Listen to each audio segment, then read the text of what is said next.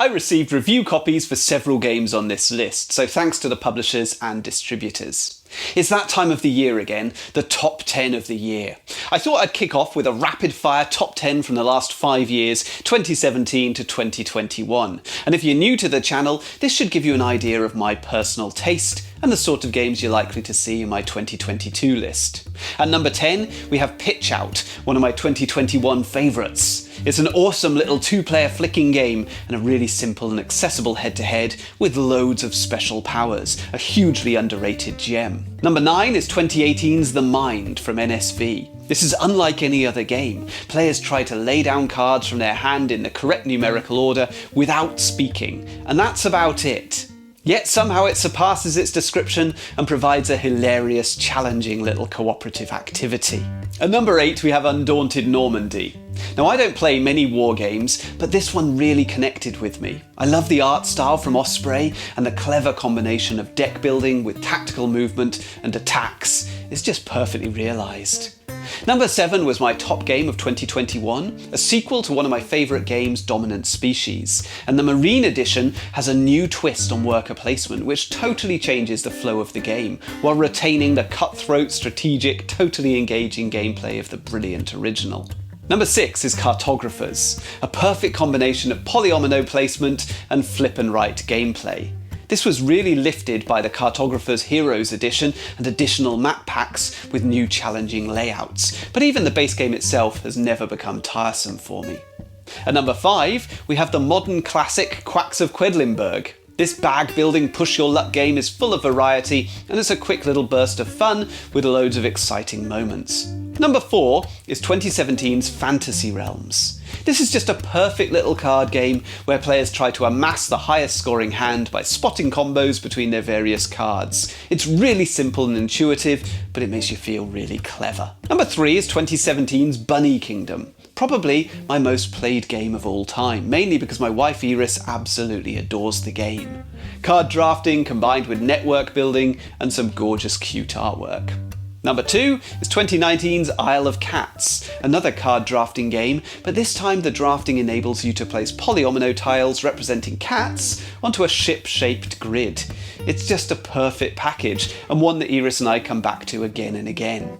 My favourite game of the last 5 years is 2018's Everdell, the super cute worker placement tableau building game set in a woodland community. I did a deep dive into this one a couple of weeks ago. So how does 2022 stack up? In this video I'm going to tell you about my 10 favourite games of the year. I'm Adam Porter, I design games and I review them on this channel, usually with a heavy focus on product design. If you like what I do, please share the video, comment and subscribe. I haven't had any new releases of my own in 2022. My children's card game Zingazam is coming out soon, but unfortunately didn't make it in time for Essenspiel. So I'm not going to take up any more time with my traditional pre-ramble about my own products. So let's get on with the top 10 of 2022. I'll start off with some ground rules. Firstly, this is very much my list. I tend to prefer shorter, simpler experiences, and I'm not big on high fantasy and sci-fi epics, so the games on this list might be a bit lighter than you see on other channels. Secondly, I'm very lenient with release dates for my end of year lists. I'll allow games onto the list if they were published in 2021 or 2022 in recognition that they arrive in different regions at different times, and it often takes me some time to get around to playing a game after release. I'm not strict at all about limiting the list to new releases. I'd rather present you an honest list of 10 newish games that I had the most fun with in 2022. In Oh My Brain, each player starts with 9 brains, a hand of cards and 3 in their cemetery stand. On your turn, if you can, you add 1 or more cards to a central pile. If you're unable to do so, you lose a brain and the central pile is discarded.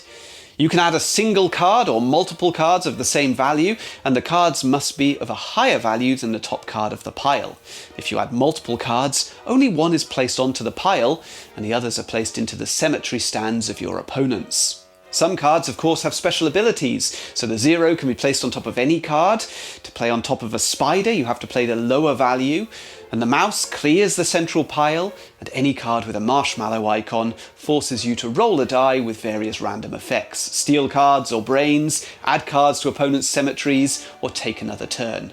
If you have fewer than 3 cards in hand, you can refill with cards from your cemetery, and the round ends when one player ends their turn with no cards in their cemetery or in their hand. All other players lose a brain and a new round is played. And when one player loses their final brain, the game ends, and the player with the most brains remaining wins the game. The game is based on a traditional card game which I played endlessly at school. I knew the game by a very offensive title of but I can't say that title on my family-friendly channel, so we'll use an alternative name. Let's call the game Matt Hancock. That traditional game was a particularly random affair similar to Uno, but played with a regular deck of cards. Richard Garfield and Yellow previously released a pretty faithful adaptation of the game titled Ghost. But Oh My Brain has more radical changes, most notably in the system of cemeteries. This is the most exciting bit of the game. Playing sets of cards allows you to make direct attacks on your opponents by adding cards to their cemeteries.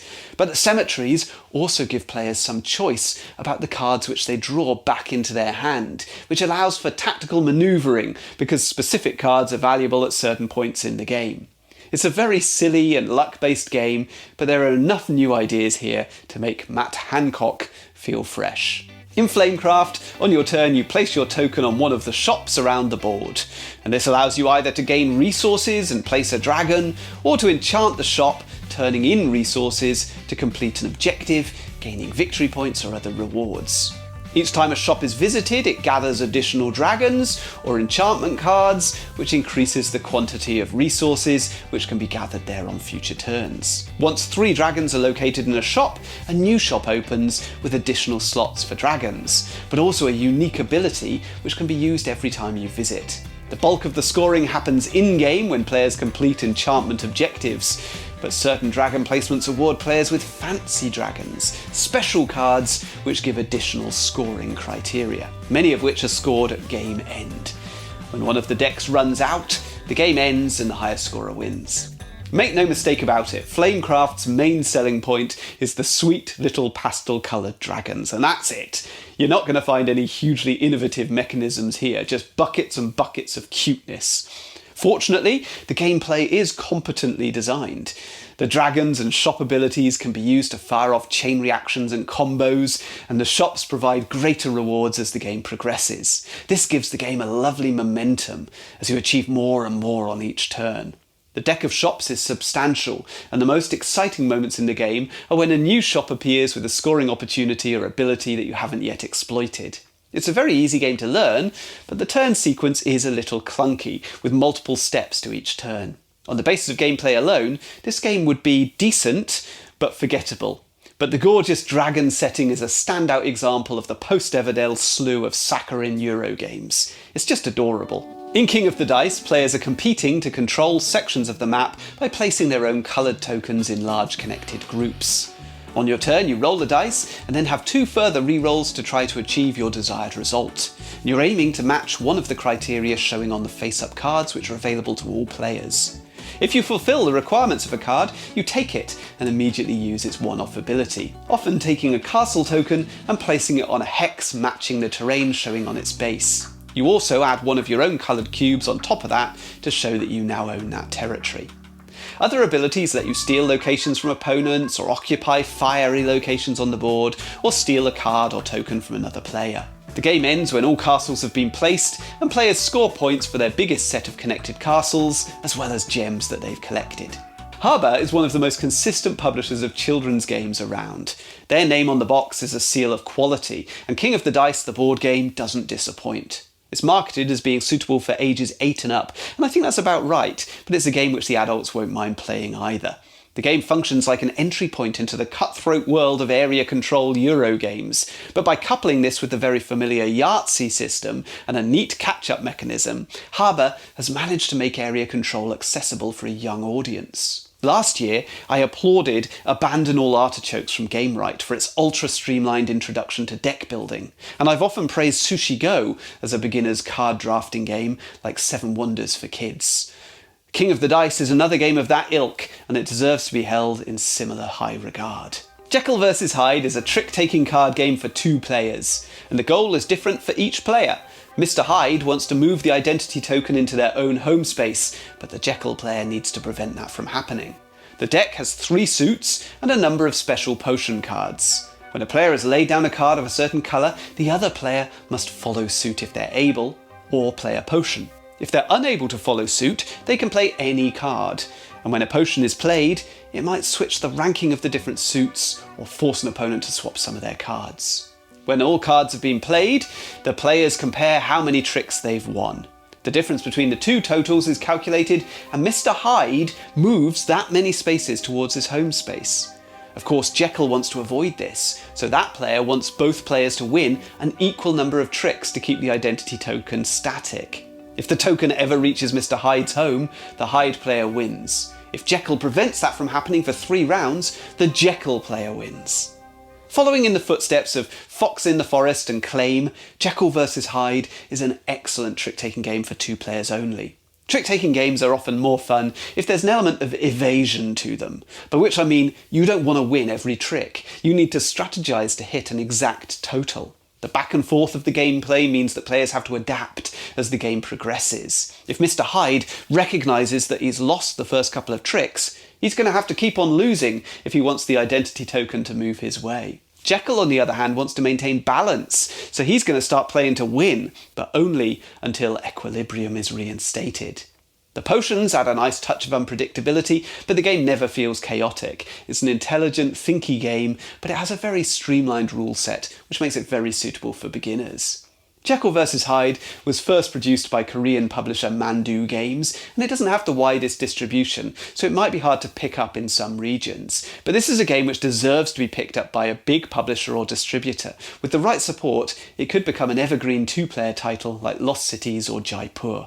In Caesar's Empire, you control a single colour representing legions in the Roman army, and on your turn you place 1, 2, or occasionally more legions onto the board to connect to a city, always ensuring there's an unbroken chain extending all the way back to Rome. Each player who has legions in that chain receives 1 victory point per legion, and the player who placed their legion receives the city token and the resource that's placed on it. If that resource is a coin, all players receive double points for each legion in the chain. Once all cities are connected to Rome, players receive points for sets of matching resources, sets of differing resources, and for coins, and they also receive points equal to the highest valued city they occupied in each colour. The highest scorer wins. Caesar's Empire feels like a Knizia game, similar to Through the Desert or Blue Lagoon.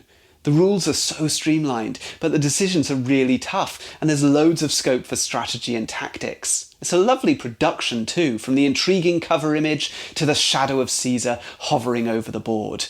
It was a bold choice for Holy Grail Games to purchase the Asterix license and then focus the game around his enemy, Julius Caesar.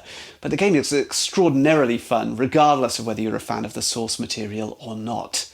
It's a game packed full of interaction, but there's no take that here. Other players benefit when you take your moves, so it's simply a case of making sure that you're benefiting even more. It's a very impressive design, achieving so much with so little. The medieval walled city of Carcassonne has been overrun with ghouls. Players must work together to eliminate the ghosts lingering in the mist, while also cooperating to collectively score enough points to complete the tile-laying challenge. Spooky, cooperative, Halloween Carcassonne. But wait, there's more! This isn't just a cooperative variant of the classic game, it's an expansion too. Players connect up foggy tiles to inflict negative scoring ghosts on their opponents. Amass 3 ghosts on a single meeple and they're a goner, so you'd better complete your features fast. And don't bank on that farmer being around at game end. Creepy, cutthroat, competitive Carcassonne. Both rule sets are really engaging experiences. The cooperative game follows the legacy light format seen in games like My City, Zombie Teens, That Time You Killed Me or Trek 12, albeit without the sealed envelopes. Every time you complete the game, new rules are introduced for your next attempt, and the game is challenging. It's going to take you some time to beat all 6 levels. It's unlike any other Carcassonne I've played, and a really fun solo puzzle. The competitive variant is packed full of tough choices. Largely, the age-old dilemma of whether to use your turn to further your own position, or whether to place a tile to hamper your opponents by expanding mist banks and inflicting ghosts on your opponent's meeples. The rule set is simple enough to be intuitive, but harsh enough to be tense and exciting, and the competitive game might just be my favourite version of Carcassonne yet, though it is very mean, so it's probably not for everyone. Ark Nova is a complex hand management engine building game for 1 to 4 players. The goal of the game is to build the best zoo, and the player who achieves the best balance between appeal and conservation will win the game. On your turn, you take one of 5 different actions. Take cards, build enclosures, place animals in enclosures, form associations, or play a sponsor card to gain abilities and discounts. Each of the 5 actions is more powerful if it's in a higher slot in your play area. After using the action, it shifts down to slot number 1 and the other actions shift up. When you take the cards action, you draw cards from the central display or from the deck, which features over 200 unique cards. In order to play an animal card, you must first build an enclosure on your own personal player mat. Each animal costs a certain amount of money, takes up a defined amount of space, and brings certain icons into your zoo. Animals also give you appeal and special actions. But often an animal also has certain requirements, some experience with bears or predators, or perhaps a relationship with a partner university in the animal's country of origin. You gain these relationships by taking the association action. This action also allows you to complete conservation projects, and each of these offers conservation points for completing a small objective which always involves a degree of set collection. These projects are first come, first served, so players need to race to be the first to complete any given goal. The conservation score track runs clockwise and the appeal track runs anti-clockwise, and when one player's tokens cross past each other, the game ends and the player who's crossed their scoring markers by the biggest margin wins the game. Ark Nova was a late 2021 release, but it hit wider distribution in 2022, and in the early part of the year, gamers were clamouring to get hold of this game. I've seen more social media posts about Ark Nova in 2022 than any other game. It was clear that the publisher couldn't keep up with demand. This one was a juggernaut. Upon playing the game, it was a little surprising to find that the game was actually unremarkable.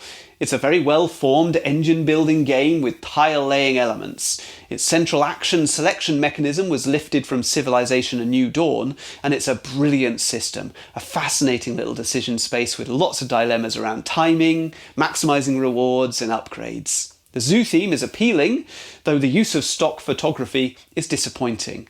As expensive as it would be to illustrate a deck of cards this large, for me it would have really lifted the product.